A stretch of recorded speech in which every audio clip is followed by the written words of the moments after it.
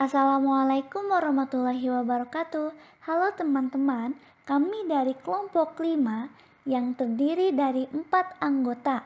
Di antaranya yang pertama yaitu Marsa Kautsarahma, yang kedua Dinda Anissa, yang ketiga Firly Sapira, yang keempat Sri Putriani, dan yang kelima Pina Nurfajrianti. Di sini kami akan menjelaskan materi tentang sistem pertahanan tubuh.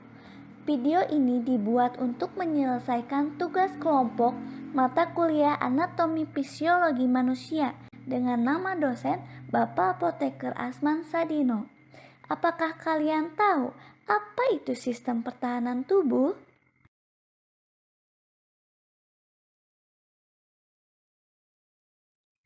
Apakah kalian tahu apa itu sistem pertahanan tubuh? Sistem pertahanan tubuh ialah sistem pertahanan yang berperan dalam mengenal, menghancurkan, serta menetralkan benda-benda asing atau sel abnormal yang berpotensi merugikan bagi tubuh, atau sistem yang melindungi tubuh dari partikel berbahaya seperti patogen dan benda asing yang menyebabkan penyakit.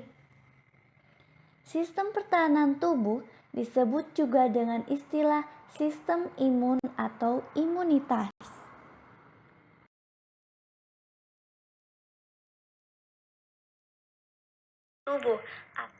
Sistem pertahanan tubuh pada manusia terbagi menjadi dua, yaitu sistem pertahanan tubuh adaptif atau spesifik dan sistem pertahanan tubuh bawaan atau non-spesifik.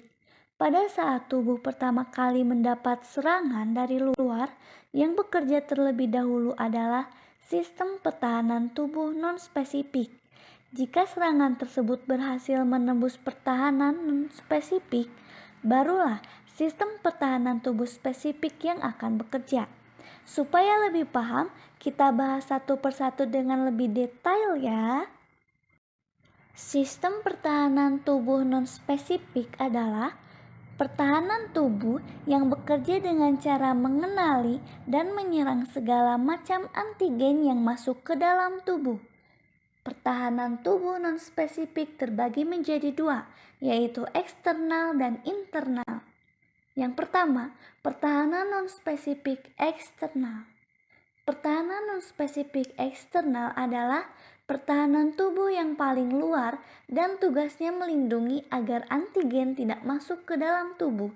Contohnya kulit, membran mukosa atau selaput lendir, dan kelenjar air mata. Seperti yang kamu ketahui, kulit merupakan bagian terluar tubuh, sehingga kulit bisa berperan sebagai penghalang antigen.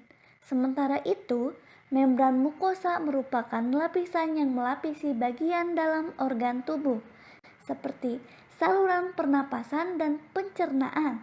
Nah, membran mukosa ini dapat menghasilkan lendir yang akan memerangkap antigen, sehingga antigen itu tidak bisa masuk ke sel-sel tubuh. Jika kelenjar air mata, beda lagi nih. Kelenjar air mata berperan untuk menghasilkan air mata yang juga termasuk ke dalam pertahanan non-spesifik eksternal. Karena air mata berfungsi membersihkan mata dari segala macam partikel asing yang masuk ke mata. Zat kimia antimikroba yaitu kulit mampu mensekresikan protein antimikroba seperti lisozim yang terkandung pada keringat, air, ludah, air mata, dan air susu ibu atau ASI. Zat kimia tersebut dapat menghancurkan lapisan peptidoglikan dinding sel bakteri.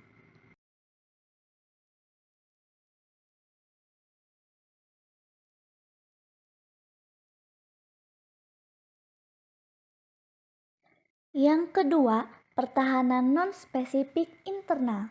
Pertahanan non-spesifik internal adalah pertahanan tubuh yang akan bekerja jika antigen yang bisa menembus pertahanan non-spesifik eksternal.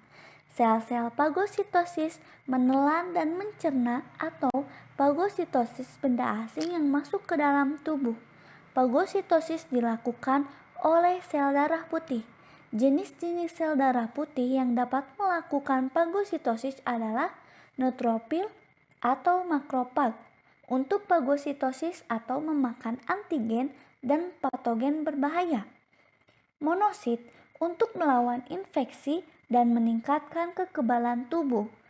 Eosinofil untuk menghancurkan patogen multiseluler seperti cacing, dan sel pembuluh alami atau sel NK, natural killer, untuk membunuh sel yang terinfeksi, serta sel mast yang terlibat dalam inflamasi atau peradangan. Peradangan itu seperti apa sih?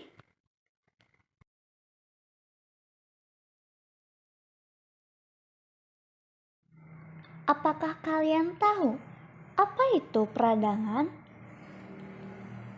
Peradangan adalah tanggapan atau respon tubuh terhadap antigen yang masuk ke dalam tubuh, yang dapat dicirikan dengan adanya pembengkakan, demam, bisul, maupun gatal-gatal.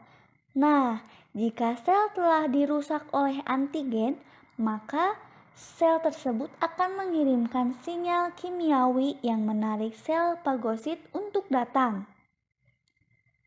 Sinyal pertama adalah histamin yang mengakibatkan peradangan atau pelebaran pembuluh darah. Sedangkan yang kedua adalah interferon yang akan menyiagakan sel-sel lain. Sel fagosit akan memasuki jaringan yang terinfeksi, lalu menelan dan mencerna semua mikroba yang ada. Agar Anda lebih memahami tentang proses fagositosis, perhatikan animasi berikut ini. Dan yang ketiga yaitu pertahanan spesifik seluler. Pertahanan spesifik seluler adalah pertahanan tubuh yang menyerang antigen yang telah menginfeksi sel tubuh. Aktor utama yang terlibat adalah limfosit T. Limfosit T dibentuk di sumsum tulang, namun dimatangkan di kelenjar timus. Ada 3 jenis limfosit T loh, apa aja itu? Jenis-jenis limfosit T yaitu yang pertama limfosit T sitotoksik. Limfosit T sitotoksik yaitu untuk menghancurkan sel yang terinfeksi antigen. Dan selanjutnya limfosit T helper yaitu untuk mengaktifasi limfosit T sitotoksik. Dan yang terakhir yaitu limfosit T memory yaitu untuk mengingat antigen yang pernah menyerang tubuh. Limfosit B dibentuk dan dimatangkan di sumsum tulang belakang. Limfosit B dapat diaktifasi langsung oleh antigen untuk berubah menjadi sel B plasma dan sel B memori. Sel B plasma berfungsi untuk menghasilkan antibodi. Antibodi adalah protein yang berfungsi mengikat dan menonaktifkan antigen. Tiap antibodi hanya bisa mengikat antigen yang spesifik. Sel B memori berfungsi untuk mengingat antigen sehingga mempercepat produksi antibodi. Jaringan limfoid. Limfa mengandung jaringan merah dan putih, aktivitasnya seperti filter. Jaringan merah merupakan tempat sel-sel darah putih yang tua dan rusak dihancurkan. Jaringan putih mengandung limfosit.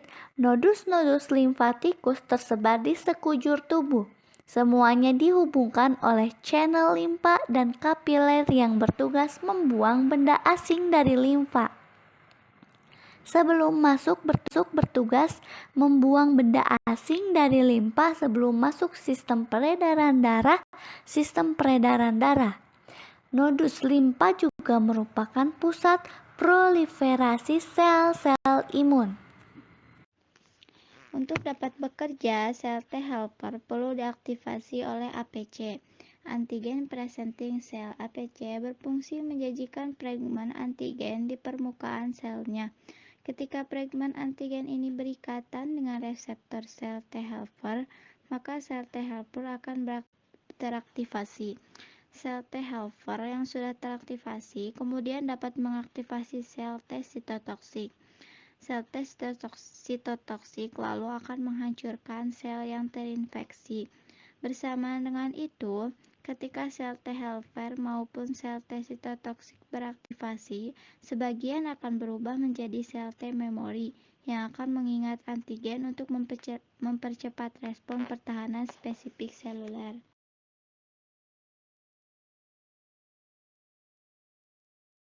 Jaringan limfoid lainnya seperti tonsil, adenoid, dan jaringan limfatik mukoid lain mengandung sel imun yang mempertahankan tubuh lain.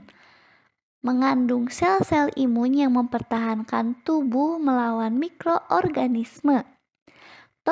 Tonsil atau amandel adalah kelenjar getah bening yang terletak di kedua sisi tenggorokan bagian belakang. Tonsil termasuk bagian dari sistem kekebalan tubuh yang berfungsi untuk melawan kuman dan virus penyebab penyakit. Adenoid. Pembesaran adenoid adalah peradangan dan pembengkakan pada kelenjar di dalam hidung atau tenggorokan bagian atas, atau kelenjar adenoid. Kondisi ini membuat seseorang kesulitan untuk bernapas dan terpaksa bernapas melalui mulut. Adenoid berfungsi memerangkap kuman yang masuk melalui mulut dan hidung. Organ ini juga menghasilkan antibodi untuk membantu tubuh melawan infeksi dan jaringan limfatik lainnya.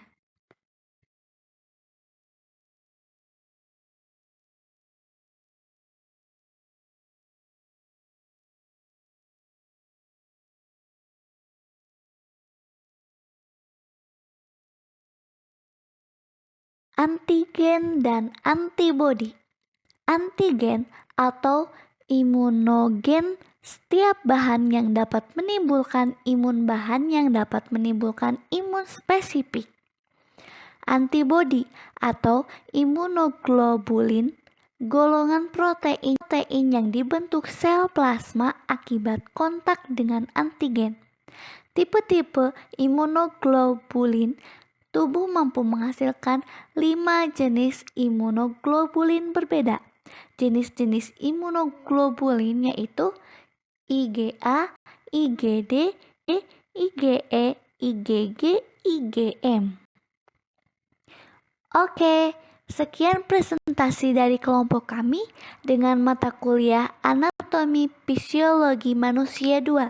Terima kasih. Wassalamualaikum warahmatullahi wabarakatuh. Adenoid. Pembesaran adenoid adalah peradangan dan pembengkakan pada kelenjar di dalam hidung atau tenggorokan bagian atas, atau kelenjar adenoid. Kondisi ini membuat seseorang kesulitan untuk bernapas dan terpaksa bernapas melalui mulut. Adenoid berfungsi memerangkap kuman yang masuk melalui mulut dan hidung. Organ ini juga menghasilkan antibodi untuk membantu tubuh melawan infeksi dan jaringan limfatik lainnya.